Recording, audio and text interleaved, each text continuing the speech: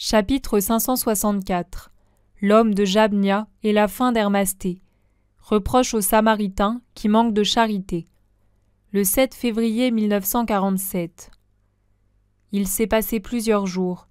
Je dis cela car je vois que les blés, qui dans les dernières visions mesuraient à peine un empan, ont beaucoup grandi après les dernières pluies et le beau soleil qui leur a succédé, et se préparent à former des grains.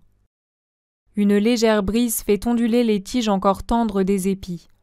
Le vent joue avec les nouvelles frondaisons des arbres fruitiers les plus précoces.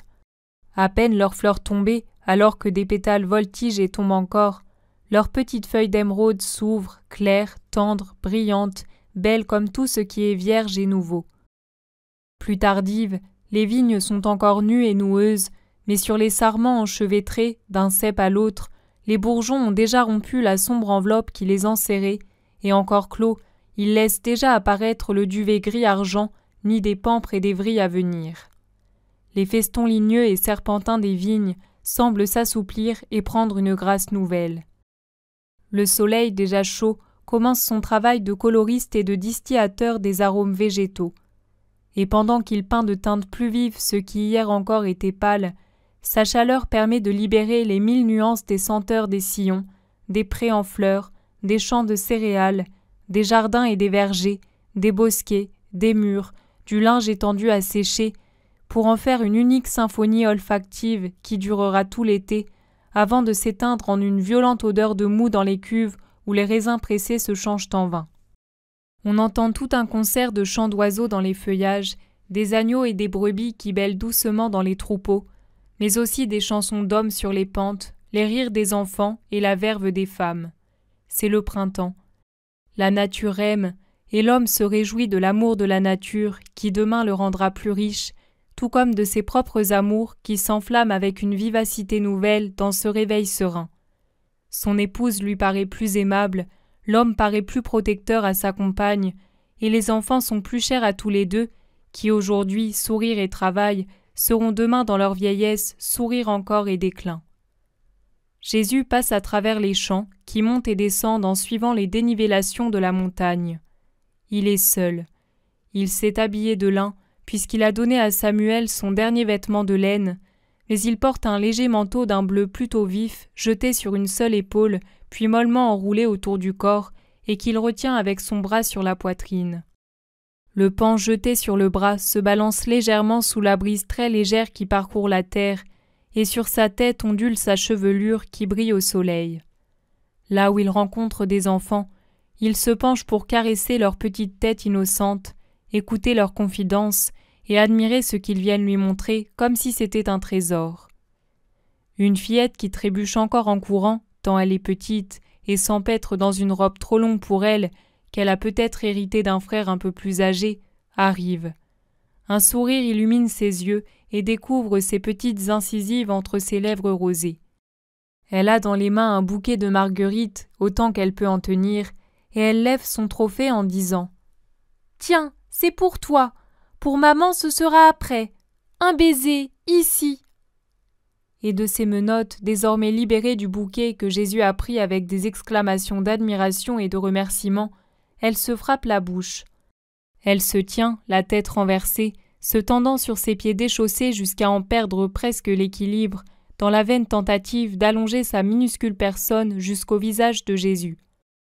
Il la prend dans ses bras en riant, et s'avance avec elle, qui est accroupie là-haut comme un oiseau sur un grand arbre, vers un groupe de femmes en train de laver des toiles neuves dans les eaux limpides d'un ruisseau, avant de les étendre pour qu'elles blanchissent au soleil. Les femmes penchées sur l'eau se redressent pour saluer, et l'une d'elles dit en souriant « Tamar t'a dérangée, mais elle est là depuis l'aurore à cueillir des fleurs avec l'espoir secret de te voir passer. Elle ne m'en a pas donné une seule, car elle voulait d'abord te les offrir.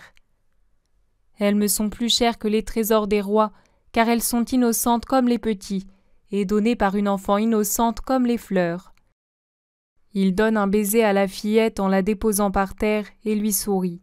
« Que vienne à toi la grâce du Seigneur. » Il salue les femmes et continue son chemin en saluant les agriculteurs ou les bergers qui y répondent à partir des champs ou des prés. Il semble descendre du côté qui mène vers Jéricho, mais il revient en arrière pour prendre un autre sentier qui s'élève de nouveau vers les montagnes au nord d'Éphraïm. Ici, le sol bien exposé et à l'abri des vents du nord porte des moissons plus belles. Le sentier entre les deux champs longe d'un côté des arbres fruitiers à des distances presque régulières, et les bourgeons des prochains fruits sont déjà comme autant de perles le long des branches. Une route qui descend du nord vers le midi coupe le chemin. Il doit s'agir d'une route assez importante, car au croisement, on voit l'une de ces bornes miliaires dont les Romains se servent, avec une inscription sur la face septentrionale Néapolis, gravée en grand avec les caractères lapidaires des latins forts comme eux-mêmes, et sous ce nom, en caractères beaucoup plus petits, à peine marqués dans le granit, Sichem. Sur la face occidentale, Silo-Jérusalem, et sur le côté tourné vers le midi, Jéricho. Du côté du Levant, il n'y a aucune indication. Mais on pourrait dire que s'il n'y a pas de nom de ville, il y a l'indication d'un malheur humain. En effet, par terre, entre la borne miliaire et le fossé qui longe la route, comme sur toutes les voies entretenues par les Romains, un fossé est creusé pour l'écoulement des eaux en temps de pluie, gît un homme recroquevillé, un paquet de haillons et d'os, peut-être mort. Quand il le découvre au milieu des herbes du bord de la route, que les ondées de printemps ont rendues luxuriantes, Jésus s'incline sur lui, le touche et l'appelle. « Homme, qu'as-tu » Un gémissement lui répond. Mais le tas de haillons remue, se retourne, et un visage squelettique, qui pourrait être celui d'un mort, apparaît. Deux yeux au regard fatigué et souffrant observent avec étonnement celui qui se penche sur sa misère. Il tente de s'asseoir en prenant appui sur le sol de ses mains décharnées, mais il est dans un état si lamentable que sans l'aide de Jésus, il n'y parviendrait pas. Jésus l'appuie contre la borne miliaire et lui demande « Qu'as-tu donc ? Es-tu malade ?» « Oui. » C'est un oui très faible. « Mais comment as-tu pu te mettre en voyage tout seul dans cet état ? N'as-tu personne ?» L'homme fait signe que si, mais il est trop affaibli pour répondre. Jésus regarde autour de lui. Il n'y a personne dans les champs, c'est un endroit vraiment désert. Au nord, presque au sommet d'une colline, se trouve une poignée de maisons. À l'ouest, dans la verdure de la pente qui, en gravissant d'autres mamelons, se change de champs en prairies et bosquets, quelques bergers font paître un troupeau de chèvres agitées. Jésus baisse de nouveau les yeux sur l'homme. Il lui demande « Si je t'aidais, te sentirais-tu capable de marcher jusqu'à ce village ?» L'homme secoue la tête et de larmes coulent sur ses joues si flétries qu'elles en paraissent rugueuses comme s'il était âgé, alors que sa barbe noire montre qu'il est jeune encore. Il rassemble ses forces pour dire « Ils m'ont chassé, peur de la lèpre. Je ne suis pas, et je meurs de faim. » Il meurt de faiblesse. Il se met un doigt dans la bouche et en sort une bouillie verdâtre. « Regarde, j'ai mastiqué du grain, mais il est encore en herbe. » « Je vais trouver ce berger. Je vais t'apporter du lait tiède. J'aurai vite fait. » Et au pas de course, il se dirige là où se trouve le troupeau, à environ 200 mètres au-dessus de la route. Il rejoint le berger, lui parle, lui indique où se trouve l'homme. Le berger se tourne pour regarder, l'air indécis, se demandant s'il doit écouter la demande de Jésus. Puis il se décide. Il détache le gobelet de bois qu'il porte à sa ceinture comme tous les bergers et traite une chèvre pour remettre une tasse pleine à Jésus qui descend avec précaution la pente. Un enfant qui était avec le berger le suit. Le voici de retour auprès de l'affamé. Il se met à genoux à ses côtés, lui passe un bras derrière les épaules pour le soutenir et approche le bol où le lait écume encore de ses lèvres. Il lui fait boire de petites gorgées, puis il pose le récipient sur le sol en disant « Pour l'instant, c'est assez. Tout avaler en une seule fois te ferait du mal. Laisse ton estomac se ranimer en absorbant le lait que je t'ai donné. » L'homme ne proteste pas. Il ferme les yeux et se tait, observé par le pastoureau tout ému. Après un moment, Jésus lui présente de nouveau le gobelet pour qu'il boive plus longuement, et il fait ainsi avec des pauses de plus en plus courtes jusqu'à ce que le lait soit fini. Il rend le bol à l'enfant et le remercie. L'homme se ranime lentement. Il cherche avec des mouvements encore incertains à se rendre présentable.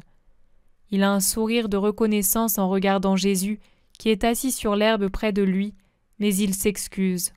« Je te fais perdre du temps. » Ne te désole pas. Le temps employé à aimer ses frères n'est jamais perdu. Quand tu iras mieux, nous parlerons. Je vais déjà mieux. La chaleur revient dans mes membres ainsi que la vue. J'ai bien cru que j'allais mourir ici. Mes pauvres enfants, j'avais perdu tout espoir. Et jusqu'à présent, j'en avais eu tant. Si tu n'étais pas venu, je serais mort, comme ça, au bord d'une route. Cela aurait été très triste, c'est vrai, mais le Très-Haut a regardé son fils et l'a secouru. Repose-toi un peu. L'homme obéit un moment, puis il rouvre les yeux et dit « Je me sens revivre. Ah, si je pouvais me rendre à Éphraïm !»« Pourquoi ? Quelqu'un t'y attend ? Es-tu de là-bas ?»« Non, je suis des campagnes de Jabnia, près de la Grande Mer, mais j'ai pris le chemin de la Galilée en longeant le rivage jusqu'à Césarée. Je suis allé ensuite à Nazareth, car je souffre ici. » Il se frappe l'estomac. « D'une maladie que personne n'a su guérir et qui m'empêche de travailler la terre. En outre, je suis veuf avec 5 enfants. Quelqu'un de nos régions, car je suis originaire de Gaza, né d'un père philistin et d'une mère syrophénicienne, l'un des nôtres donc, qui suivait le rabbi de Galilée, est venu avec un autre parmi nous pour nous parler de ce rabbi. Je l'ai entendu moi aussi, et quand je me suis senti si mal en point, j'ai pensé « Je suis Syrien et Philistin, une ordure pour Israël. Mais Hermasté disait que le rabbi de Galilée est aussi bon que puissant.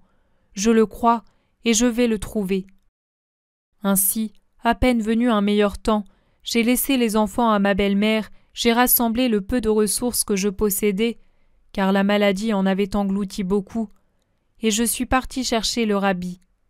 Mais l'argent s'épuise vite en voyage, surtout quand on ne peut pas manger de tout, et il me fallait séjourner dans les auberges quand les douleurs m'empêchaient de marcher. À Séphoris, j'ai vendu mon âne, car je n'avais plus d'argent pour moi et pour donner au rabbi ce qui lui est dû.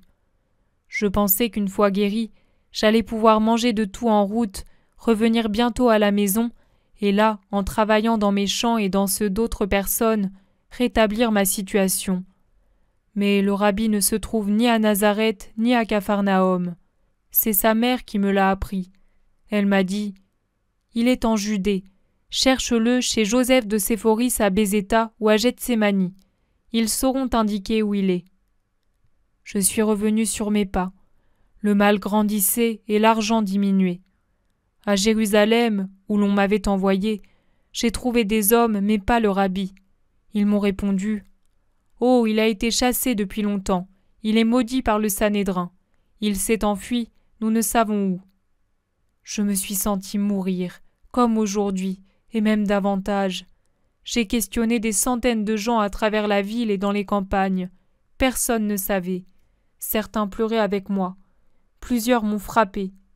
Puis un jour où je m'étais mis à mendier en dehors des murs du temple, j'ai entendu 2 pharisiens dire « Maintenant que l'on sait que Jésus de Nazareth se trouve à Éphraïm, je n'ai pas perdu de temps, et en dépit de ma faiblesse, je suis arrivé jusqu'ici en mendiant mon pain, de plus en plus déchiré et de plus en plus malade. Dans mon ignorance, je me suis trompé de route. Aujourd'hui, je viens d'ici, de ce village. Il y avait 2 jours que je ne mangeais que du fenouil sauvage et que je mâchonnais de la chicorée ainsi que du blé en herbe. On m'a cru lépreux à cause de ma pâleur et on m'a chassé à coups de pierre. Moi, je ne demandais que du pain et je désirais que l'on m'indique la route d'Éphraïm. Je suis tombé ici. Mais je voudrais me rendre à Éphraïm. Je suis si près du but. Peut-il se faire que je ne l'atteigne pas ? Je crois au rabbi. Je ne suis pas israélite, mais Hermasté ne l'était pas non plus, et Jésus l'aimait pareillement. Est-il possible que le Dieu d'Israël appesantisse sa main sur moi pour se venger des fautes de ceux qui m'ont engendré ? Le Dieu vrai est le Père des hommes, il est juste, mais bon. Il récompense celui qui a la foi et ne fait pas payer aux innocents des fautes qui ne sont pas les leurs. Mais pourquoi as-tu dit que lorsque tu as appris que la demeure du rabbi était inconnue, tu t'es davantage senti mourir qu'aujourd'hui ? Voilà ce que j'ai pensé. Je l'ai perdu avant même de l'avoir trouvé. Ah, à cause de ta santé ? Non, pas pour cette seule raison, mais parce que, d'après les dires d'Hermasté, il me semblait que si je l'avais connu, je n'aurais plus été une ordure. Tu crois donc qu'il est le Messie ? Oui, je ne sais pas bien ce qu'est le Messie, mais je crois que le rabbi de Nazareth est le Fils de Dieu. Avec un sourire lumineux, Jésus demande « Es-tu certain que s'il l'est, il va t'exaucer, toi un incirconcis ?» J'en suis certain, car Hermasté le disait. Il affirmait « Il est le sauveur de tous. Pour lui, il n'est pas question de juifs ou d'idolâtres, mais seulement de créatures à sauver, car le Seigneur Dieu l'a envoyé pour cela. » Plusieurs ricanaient. Moi j'y ai cru. Si je peux lui dire « Jésus, aie pitié de moi », il m'exaucera. Ah, si tu es d'Éphraïm, conduis-moi à lui. Peut-être es-tu l'un de ses disciples. Jésus sourit toujours plus et lui conseille « Essaie de me demander à moi de te guérir. » Tu es bon homme, près de toi il y a tant de paix. Oui, tu es bon comme le rabbi lui-même. Il t'aura sûrement accordé le pouvoir de faire des miracles, car pour être bon comme tu l'es, tu ne peux qu'être l'un de ses disciples. Ceux qui ont dit l'être m'ont tous paru bons. Mais ne le prends pas mal si je te dis que tu pourrais bien guérir les corps, mais pas les âmes. Or, je souhaiterais que la mienne soit guérie, comme c'est arrivé à Hermasté. Devenir injuste, et cela, seul le rabbi peut le faire. Je suis non seulement malade, mais aussi pécheur. Je ne veux pas voir mon corps guéri pour le voir mourir un jour et l'âme avec lui. Je veux vivre. Hermasté affirmait que le rabbi est la vie de l'âme, et que l'âme qui croit en lui vivra pour toujours dans le royaume de Dieu. Conduis-moi au rabbi, sois bon. Pourquoi souris-tu ? Peut-être penses-tu que je suis audacieux de vouloir la guérison sans avoir les moyens d'offrir une obole ? Mais une fois guéri, je pourrai encore cultiver la terre, j'ai de très beaux fruits. Que le rabbi vienne à la saison des fruits, et je le paierai en lui accordant l'hospitalité aussi longtemps qu'il le voudra. Qui t'a dit que le rabbi demande de l'argent ? Hermasté ? Non, au contraire, lui disait que le rabbi a pitié des pauvres et qu'il les secourt les premiers. Mais c'est ainsi que l'on agit d'habitude, avec tous les médecins et avec tous en somme. Mais pas avec lui, je t'assure. Et je t'affirme que si tu sais élever ta foi jusqu'à demander ici ce miracle et à le croire possible, tu l'obtiendras. Tu dis la vérité ? En es-tu certain ? Bien sûr, si tu es un de ses disciples, tu ne peux mentir ni te tromper. Et bien que je regrette de ne pas voir le rabbi, je veux t'obéir. Probablement persécuté comme il l'est, il ne veut pas qu'on le voie. Il ne se fie plus à personne. Il a raison. Néanmoins, sa ruine ne viendra pas de nous, mais de vrais Hébreux. Pourtant, voilà. Je dis ici... Il se met à genoux avec beaucoup de peine. « Jésus, Fils de Dieu, aie pitié de moi. » Eh bien, qu'il te soit fait comme ta foi le mérite, répond Jésus en faisant son geste de commandement sur les maladies. L'homme a une sorte d'éblouissement, c'est-à-dire une lumière imprévue. Il comprend, je ne sais si c'est par ouverture de son intelligence ou par une sensation physique ou par les deux, il comprend qui est celui qui se tient devant lui, et il pousse un cri si aigu que le petit berger, descendu vers la route peut-être pour voir, hâte le pas. L'homme est par terre, le visage dans l'herbe, et le pastoureau demande en le montrant de sa houlette.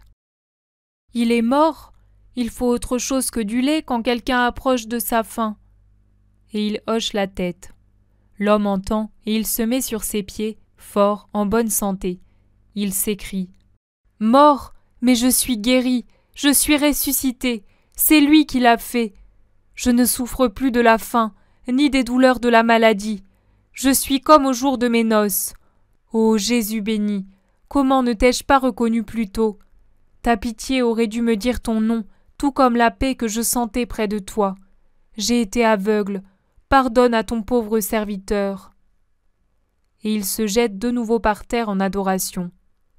Le berger abandonne ses chèvres pour partir en courant et en sautant vers le hameau. Jésus s'assied à côté de l'homme guéri et lui dit : « Tu m'as parlé d'Hermasté comme d'un mort. Tu connais donc sa fin. Je ne veux qu'une chose de toi, que tu m'accompagnes à Éphraïm et que tu racontes son décès à un homme qui est avec moi. Puis je t'enverrai à Jéricho chez une femme disciple, afin qu'elle te vienne en aide pour ton voyage de retour. Je t'accompagnerai si tu le désires, mais maintenant que je suis en bonne santé, je n'ai plus peur de mourir en route. Même l'herbe suffit à me nourrir, et je n'ai pas honte de tendre la main, car ce n'est pas d'une manière crapuleuse, mais dans une intention juste que j'ai dépensé mes biens. Je le désire. Tu lui rapporteras que tu m'as vu et que je l'attends ici, que désormais elle peut venir et que personne ne l'importunera. Sauras-tu dire cela ? Je le saurai. Ah, pourquoi te haïssent-ils, toi qui es si bon ? Parce que beaucoup d'entre eux ont en eux un esprit qui les y pousse. Allons. Jésus se met en route pour Éphraïm, et l'homme le suit avec assurance. Seule sa grande maigreur rappelle sa maladie et ses privations passées. Pendant ce temps, du petit village descendent beaucoup de personnes qui crient et gesticulent. Elles appellent Jésus, lui demandent de s'arrêter. Mais au lieu de les écouter, Jésus hâte le pas et elles le suivent. Le voilà de nouveau dans le voisinage d'Éphraïm. Les cultivateurs qui se préparent à rentrer chez eux, car le soleil va se coucher, le saluent en observant l'homme qui l'accompagne. D'un sentier débouche Judas. Surpris, il sursaute à la vue du Maître. Mais Jésus ne manifeste aucun étonnement. Il se contente de s'adresser à l'homme de Jabnia. « Voici l'un de mes disciples. Parle-lui d'Hermasté. » Et c'est vite dit. Il était infatigable pour annoncer le Christ, même après qu'il voulut se séparer de son compagnon pour rester chez nous. Il déclarait que nous avions plus que tous besoin de te connaître, Rabbi. Il voulait t'annoncer dans sa patrie et serait retourné à toi quand il aurait proclamé ton nom dans les moindres hameaux. Il vivait comme un pénitent. Si par pitié une personne lui donnait un pain, il la bénissait en ton nom. Si on lui jetait des pierres, il se retirait en bénissant tout autant. Il se nourrissait de fruits sauvages et de mollusques marins qu'il arrachait aux rochers ou tirait du sable. Plusieurs le traitaient de fou, mais au fond personne ne lui voulait du mal. Tout au plus le chassait-on comme s'il était un oiseau de mauvais augure. Un beau jour, on l'a trouvé mort sur le chemin, tout près de mon village, sur la route qui entre en Judée, presque à la frontière. On n'a jamais su de quoi il est mort, mais on raconte tout bas qu'il a été tué par quelqu'un qui ne voulait pas que l'on annonce le Messie. Il avait une profonde blessure à la tête. On a supposé qu'il a été renversé par un cheval, mais je n'y crois pas. Il souriait, étendu dans la poussière. Oui, il paraissait sourire aux dernières étoiles de la plus sereine nuit d'Élul et aux premiers rayons de soleil du matin. Il fut trouvé au point du jour par des jardiniers qui allaient en ville avec leurs légumes, et ils me l'ont appris quand ils sont passés pour prendre mes concombres. J'ai couru voir, il était dans une grande paix. « Tu as entendu ?» demande Jésus à Judas. « J'ai entendu, mais ne lui avais-tu pas annoncé qu'il allait te servir et aurait une longue vie ?» Ce n'est pas exactement ce que j'ai dit. Le temps qui s'est passé assombrit tes souvenirs. Mais ne m'a-t-il pas servi en évangélisant en pays de mission, et n'a-t-il pas eu une longue vie ? Quelle vie pourrait être plus longue que lorsqu'elle est conquise par un homme qui meurt au service de Dieu ? Elle est non seulement longue, mais glorieuse aussi. Judas aimait ce petit rire étrange qui me choque tellement, et il ne réplique rien. Pendant ce temps, le groupe qui vient du hameau a rejoint des habitants d'Éphraïm, et tous discutent en montrant Jésus. Jésus ordonne à Judas : « Accompagne cet homme à la maison et finis de le restaurer. Il partira après le sabbat, qui commence déjà. » Judas obéit. Resté seul, Jésus marche lentement en se penchant pour observer les tiges des blés qui commencent à former des épis. Des habitants d'Éphraïm lui disent « Il est beau ce blé, n'est-ce pas ?» « Oui, mais pas différent de celui des autres régions. »« Certainement, maître, c'est toujours du blé, et il doit forcément être pareil. »« C'est ce que vous pensez ? Alors le blé est meilleur que les hommes. En effet, pourvu qu'il soit semé comme il faut, il produit le même fruit ici qu'en Judée ou en Galilée, ou disons dans les plaines au bord de la Grande Mer. Les hommes, au contraire, ne donnent pas le même fruit. La terre aussi est meilleure que les hommes. Quand on lui confie une semence, elle la fait germer, sans faire de différence selon que la graine vient de Samarie ou de Judée. C'est vrai, mais pourquoi dis-tu que la terre et le blé sont meilleurs que les hommes ? Pourquoi ? Tout à l'heure, un homme a quémandé un pain par pitié aux portes d'un village. Il en a été chassé, car les gens l'ont cru judéen. Il a été chassé à coups de pierre et aux cris de lépreux qu'on lui attribuait à cause de sa maigreur, mais qui étaient dus à sa maladie. Le malheureux a failli mourir de faim sur la route. Donc les gens de ce village, ces gens-là qui vous ont envoyé pour m'interroger et qui voudraient venir à la maison où je réside pour voir le miraculé, sont plus mauvais que le blé et la terre, parce qu'ils n'ont pas su, bien que je les travaille depuis longtemps, produire le même fruit que cet homme. Or celui-ci n'est ni juif, ni samaritain, il ne m'avait jamais vu ni entendu, mais il a accueilli les paroles d'un de mes disciples et a cru en moi sans me connaître. Mais ces gens sont plus mauvais que ces terres, puisqu'ils ont repoussé l'homme comme étant d'une autre semence. Et maintenant, ils voudraient venir pour satisfaire leur curiosité dévorante, eux qui n'ont pas su satisfaire la faim d'un homme à la dernière extrémité. Dites-leur que le Maître ne satisfera pas cette vaine curiosité. Et apprenez tous la grande loi de l'amour, sans laquelle vous ne pourriez jamais me suivre. Ce n'est pas l'amour pour moi, ce n'est pas cela seulement qui sauvera vos âmes, mais l'amour de ma doctrine. Or, ma doctrine enseigne l'amour fraternel sans distinction de race ni de fortune. Qu'ils s'en aillent donc, ces gens au cœur dur qui ont affligé mon cœur, et qu'ils se repentent s'ils veulent que je les aime. Car souvenez-vous-en tous, si je suis bon, je suis juste aussi. Si je ne fais pas de distinction, et si je vous aime autant que les autres hommes de Galilée et de Judée, cela ne doit pas vous rendre sottement orgueilleux d'être des préférés, ni vous permettre de mal agir, sous prétexte que vous n'auriez pas à craindre de reproches de ma part. Je fais des éloges ou des reproches selon que la justice le veut, à mes parents et à mes apôtres, comme à toute autre personne, et sous mes reproches il y a de l'amour. J'agis ainsi parce que je veux que la justice habite les cœurs pour pouvoir récompenser un jour celui qui l'a pratiquée. Allez le leur reporter et que cette leçon produise du fruit en tous. Jésus s'enveloppe dans son manteau et se dirige rapidement vers Éphraïm en laissant ses interlocuteurs qui, l'air penauds, vont répéter les paroles du Maître aux habitants du petit village qui n'ont pas eu pitié.